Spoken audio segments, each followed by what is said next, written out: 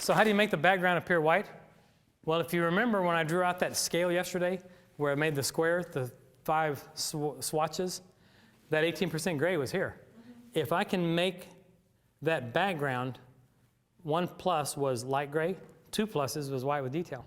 If I go 2 plus a little bit, I'm white without detail. Get the idea? The meter will save me again. It will. I can do it first pop, but there's no testing involved. And I just don't understand how people cannot use a meter. Sorry. I just don't get it. Here, we can swap out the head if you want. Yeah, that'll be much cooler. Yeah, I got one right here. That one over. Well, leave me that power cord and I'll unplug this. Okay, let me just get this over there, everybody. Stand by.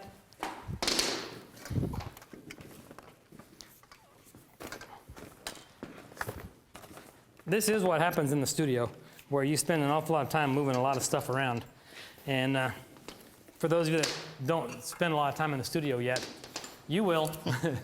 and you'll find that it's a lot of work, but it's always good work. So, great. Let's do this. Just for grins, John, let me change that to this other reflector head. Let's go ahead and match them. Sorry. Yep. Sorry, you guys. Here we go. I'll do it. Which one? Here, you got it. Can I get that one?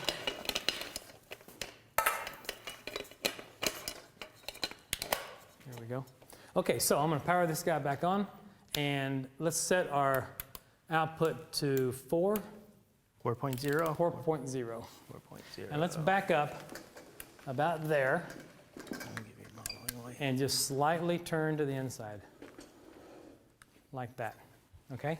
And we're going to put you, dear, right about here, right there. And I'm going to power this guy down a little bit.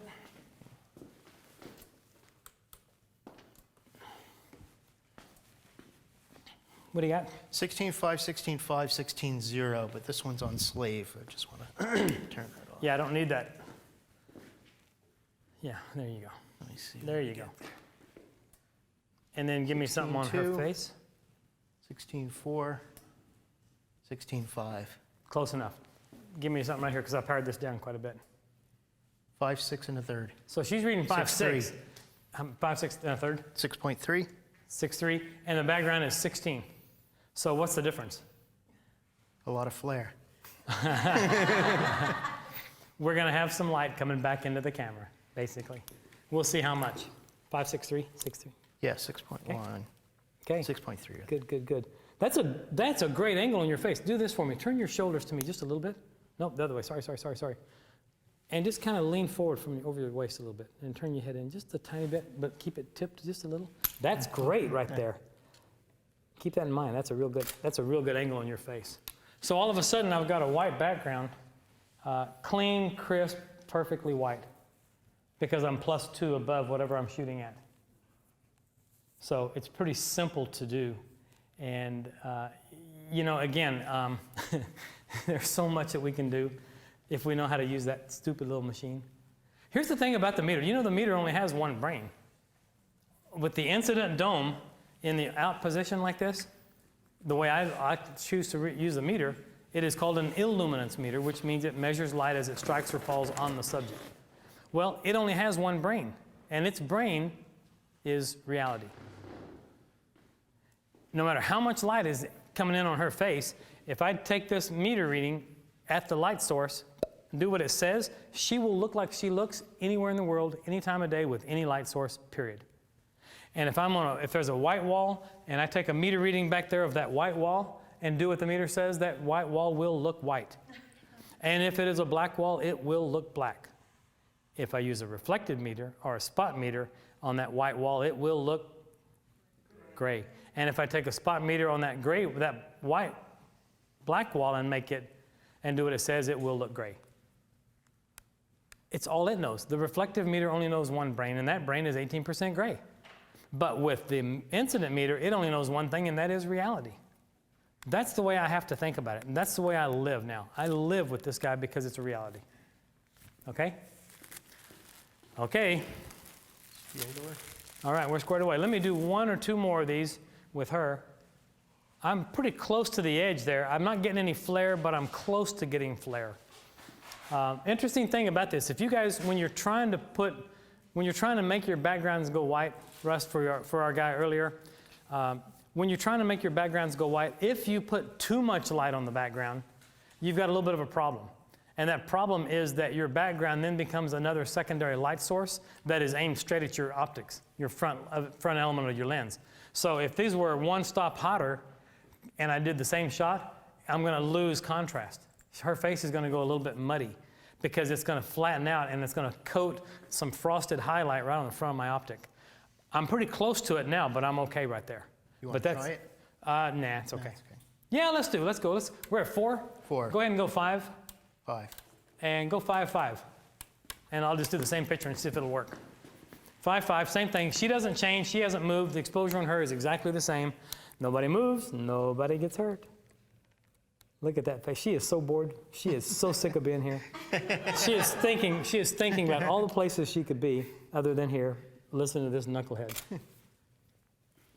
Now look at the flare on this one.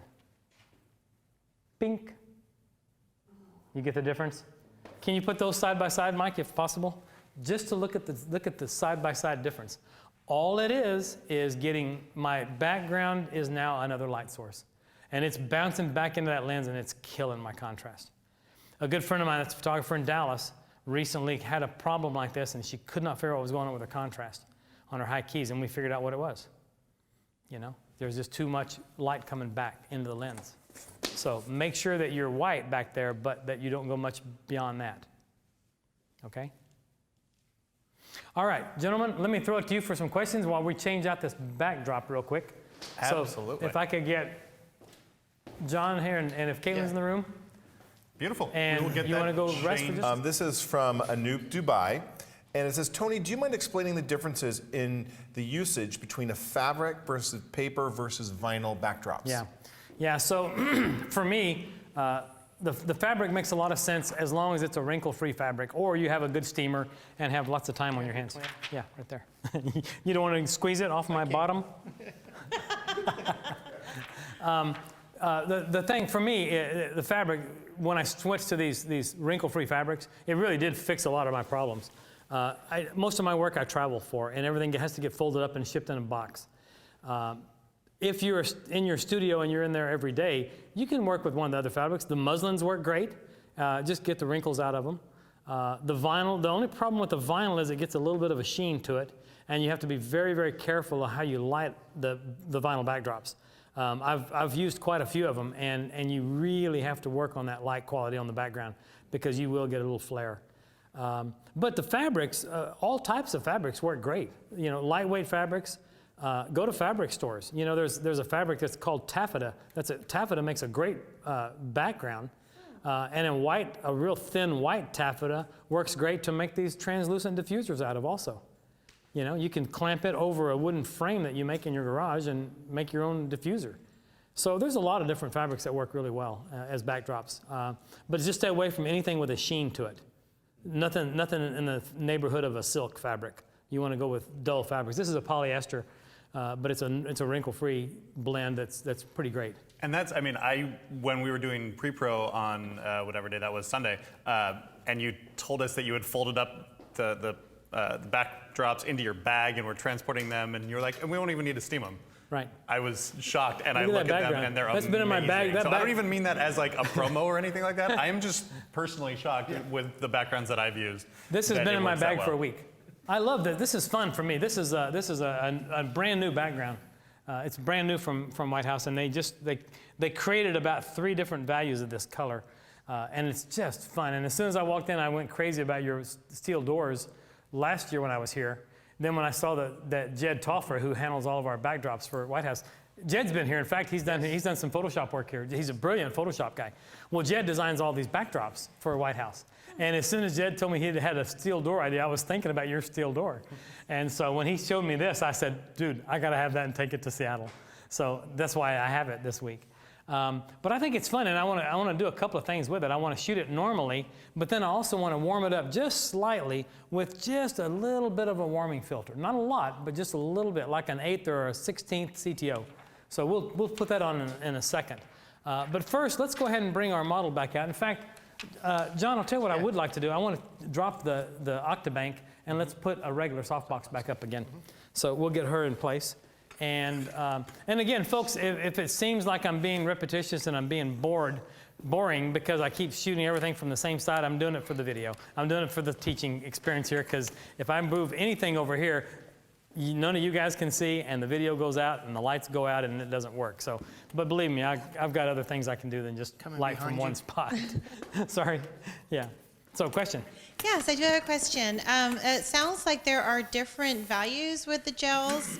How does someone who is a newbie know the difference between how thick the gel is, or what do we look for when we're looking to buy a new set of gels? I think the best thing to do and to spend time with is to go into one of the camera stores and ask to see their sample packs. There's little sample packs. The one from Roscoe is called a Jungle Book, a Jungle Pack, and it's got 100 and some odd different values of different gels. Lee and Roscoe are the two primary ones, and then you can also get some from Bogan Cine gels, and gels have different purposes. So there are some that are made to be heat resistant, some that are really, really thick for stage presentations, some that are very, very lightweight and thin for photographic application. So go in and talk to some of your counter guys at the camera stores and let them show you the differences. Like in the CTO, CTO means color temperature orange. And CTO is designed to pull blue out of a scene to match a tungsten lamp. So for example, if I've got somebody's lamp on in their home, and I know that that tungsten lamp, that's a full tungsten, I might put a full tungsten gel over my main light, and then I would set my color balance on my camera to tungsten. And when I shoot, everything looks perfect and neutral, and my lamp back there is no longer warm. It's neutral white color. So that's what they're called color temperature orange to neutralize that out. There's also CTB, which are color temperature blues, to neutralize that orange. So and each of those come in 1/8 or 1/4 or 1/2 or 1 full, and different values. Then there's just color gels, just vibrant colors. This pack that we have right here, they just ran down to the store and got us today, and it's just a color pack of vibrant colors. So just to clarify, that was quarter stop, right? That's what Right. it's blocking out. That's And I right. asked a similar question about the grids earlier. Yeah. If someone who has no clue what they're doing, but they want to play a little bit, what would you suggest for a first-time person? Yeah, Just start with the middle value with of the the middle grid. value, Just would get they be an one- eighth or? Well, in the grids, they come in 10. No, not the grids, the gels. Oh, It was just a similar question. I would probably say the same thing, just a middle. Or just get one of the sample packs of color, and there's plenty in there to look at. Thank you. Yeah, there's a lot in there. And you can tell by looking at the gel how thick the density is. If you take it outside and take a light meter reading, and then hold it in front of the dome and read it again, and you'll see that gel right there, this primary blue, which is a Roscoe number 81, by the way. Not that I've ever used them before, but a Roscoe 81 blue is literally almost 3 stops of light that it stops. It's so dense. But then that amber that we just used, that thing's only about 1/3 of a stop that it stops. So are these wrinkle-free too? They're not wrinkle-free. Oh, darn. No, but you don't want to shoot with them. These are not going on your lens. These are just going on light. So you can watch. I've got them in my bag that are beat up and ugly, and there's tape marks, and they've scrunched them up, and they're wrinkledy. It doesn't matter. It's just going to go over a light. Go ahead. So, but I reuse them. I've got one pack of gels that I've used for about 2 years. Okay. So they last forever. And that whole pack's like $36. So, okay. Okay, so let's try something here with the lovely, the talented, wait, here we go. Let's get the lovely and talented Breegan set up. I gotta flip this around. I am real anal about one thing. If this is spun around and the lettering is upside down, it makes me a crazy person. So I always rotate that around till the lettering's right side up, because I'm just insane about that. That's why I know to always set it up upside down. Yeah, John keeps doing it to see if I'm gonna move it. Let me look at that face. What a great face. Okay, here's what I want you to do, dear. Let's, John, let's do this with, so you're at 2.5 back there? I dropped them way back down. Oh, yeah. then we may be fine. Let's take a couple of readings and let's check that. Let's see. And You got the then, meter. here you go. Got it. And for this one, I just want to kind of get you to separate your feet out a little bit. A little bit more. A little bit more. Yeah, throw your fists on your hips. Yeah, and just throw one hip out. Bam. Yeah, bam, bam, bam. Yeah, Right bring about your head around. 11.5 over here. Okay. Yeah, right in there. Oh, that's awesome. Awesome. Awesomeness. There you go. 11 even. Oh, baby. Yeah, stop down. Oh, baby. We're good. 11 and a half, you said on the On front? the face, yep. Okie doke. Okie doke. Great. Nobody moves. Whoops. There we go. There we go. And 11. Here we go. 11.5. Right there. Good, good, good. Bam. Look at that. That's pretty fun. And the background looks like the background looks. Does that look real? I think it kind of does, doesn't it?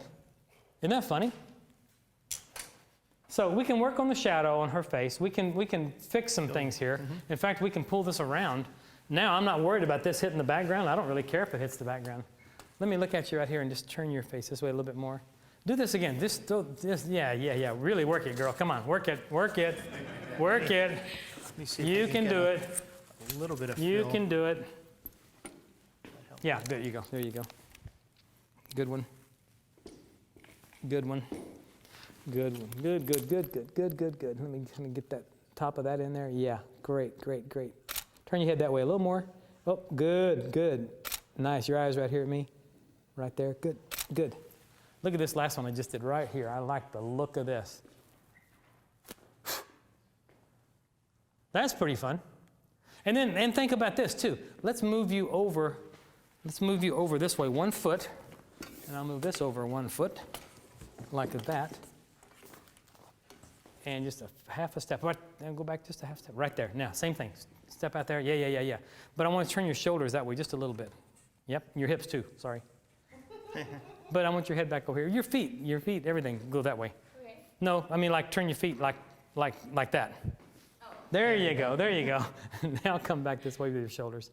Now turn your head this way. Yeah. And your eyes right in here. So this way, we can just move right in here like this and just get the brick behind her. So now we've just used that background. I've got the steel side of the background, and I've also got the brick side. Get the idea? So in fact, let's do this, John. Let's put that gel. I just pulled Yeah, out the amber. that light amber. Yeah. Put it on that one on that side, Which side? on that side where you are. Oh, yeah. In fact, just for one second, just hold it there for Yeah. a second. Let him just hold it there, just to warm up the bricks a little bit. And let me just shoot right here on the brick side, chin down a tiny bit, right there. Good. Gorgeous, gorgeous. Could we sell this? Watch this brick go a little bit warm. Pink. Why could I not sell that? I could absolutely sell that, you know? There is a high school senior's mom right now that's going to go, where is that? Is that in the alley down behind the H&J shopping basket? You know? Let me do one more. I'm going to move you back just a little bit and that way a little bit, right there. And I'm just going to open this up a little bit here. So, right like that. And I'm going to do this again. Here we go. Good. Now I want to move you over in front of that guy a little bit more, right Wanna there. Warm the other one? Yep. Actually, no, let's don't. Let's cool the other one. Put a little bit of just a slight cooling Yeah. on that side. And let me just drag this guy over. There's a lot of things that I'm doing in a manner other than I would normally do because this is a workshop. I would spend a lot more precise time with some of these little moves that we're making here, but I'm just trying to throw out as much information as I can, as quickly as I can. Okay? Yeah, that's it, John. That's what I'm talking about. Nice, nice, nice. Good. Good, good, good. What do you think? And just for grins, real quickly, let me swap the lenses out. Can you guys hang with me for just a second, John? Yeah. Can I hand you a camera? Yep. Thank you. Got the You camera. got that? You got that? Yep. Thank you, thank you, thank you. So let's put on the here, I'll just put on this 28. This is a little 28105. I'll just stick this on because I want to show a little bit more of an angle. Thank you. Yep, got it. A little bit more of a wide angle on the background. So I'm going to come in a little bit closer to her and get a little bit more background behind her. There we go. Now I can see the top of the slide. And I mean, you could really come down and you could really exaggerate and do some fun things with her. But you guys get the idea, right? So I think let's do one without it. Yeah. Here we go. I like that look right there. Good. Good, good, good. I like this last one right here. I'm telling you, that looks pretty real to me. It looks pretty real. Okay, I think I got you. Take off. Go relax for a minute. All right. All right, thank you so much. That's hard work. It is hard. It is. It is. And I think for both you guys, really, for both you guys. I think people forget how much models have to work when you're and not just models, but you know, regular people too. You know, it's a lot of work, and people are doing stuff that they haven't done often, or that they're not used to doing, or that they don't normally do. And you do have to give them a break every once in a while. You have to say, okay, take a break just a second. Kind of. That's why when we first started back up here, I said, okay, loosen up, wiggle it out, shake it out, just to loosen them up a little bit. I like to work with people, and I, you know, I don't know if I'm any good at it, but I sort of like to think I am. And so I really have to try to have some fun with them. You can't do that if you're fumbling with all your tools all the time. You've got to know your tools. You can't. I watched a poor guy one night. I took my nephew to his senior prom and dropped him and his date off. And I walked in and watched the guy doing the shots, and the guy would go like this.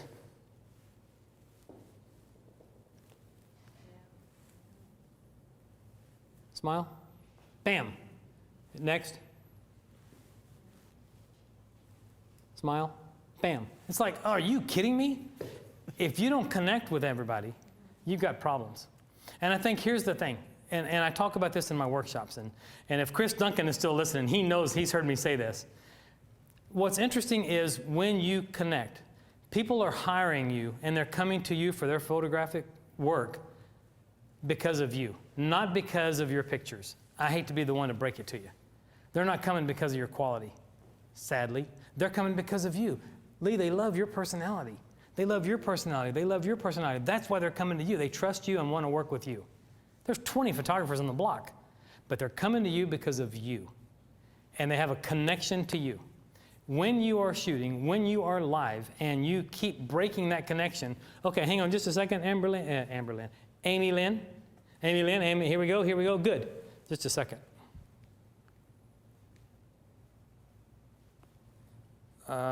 Okay, let's do that one again, and they shoot it again, bam, and then they disconnect again, and now they're going like this. The whole reason that they're using you is because of a connection, and you keep breaking the connection. Don't do that. Once you start shooting, once you're on a roll, bam, bam, bam, Amy Lynn, that's great, drop that shoulder, yeah, bam, bam, bam, bring your chin around, down, good, bam. Let's do one without your glasses, bam, bam, bam, bam. Can you just take that top on and drop it off your shoulders, bam, bam, bam. All I'm saying is, it seems like useless chatter.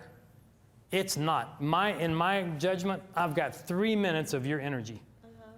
We could be on a 5-hour shoot, but I get your energy for about 3 minutes there. And for those 3 minutes, I need to keep you up and keep your energy level up. And if I'm expelling the same energy, your energy level is going to come up. And you're going to match my energy level, and we're going to connect, and we're going to get this thing going, and it's going to be awesome, and it's awesome, and it's awesome. Bam, we're done. Whew. You get it? You got to stay up with them. They have to stay up with you. So you got to hit that energy and stay with it. And that's why I chatter the way I chatter, you know?